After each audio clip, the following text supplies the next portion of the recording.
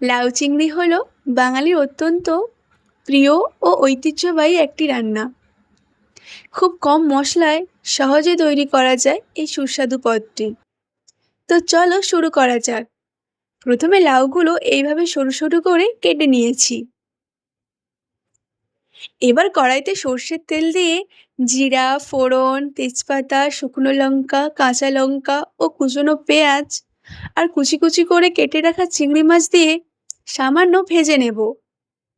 এরপর এর মধ্যে কেটে রাখা লাউগুলো দিয়ে দেব এবং এর সাথে দিয়ে দেব কাঁচা ছোলা, পরিমাণ মতো লবণ, হলুদ গুঁড়ো ও সামান্য লঙ্কা গুঁড়ো দিয়ে ভালোভাবে নেড়েচেড়ে ঢাকা রেখে কষিয়ে নেব।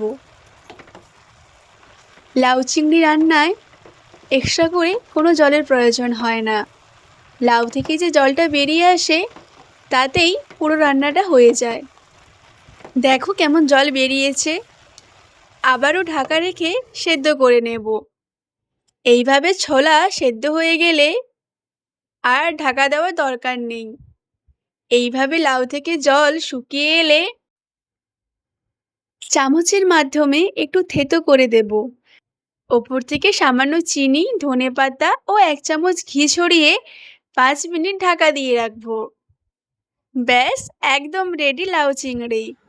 গরম গরম ভাতের সাথে জাস্ট জমে যাবে। ধন্যবাদ। রেসিপিটি ভালো লাগলে কমেন্ট করে অবশ্যই জানাবে। আর নতুন নতুন রেসিপি পেতে পেজটি ফলো করতে একদম ভুলবে না। রাধে রাধে।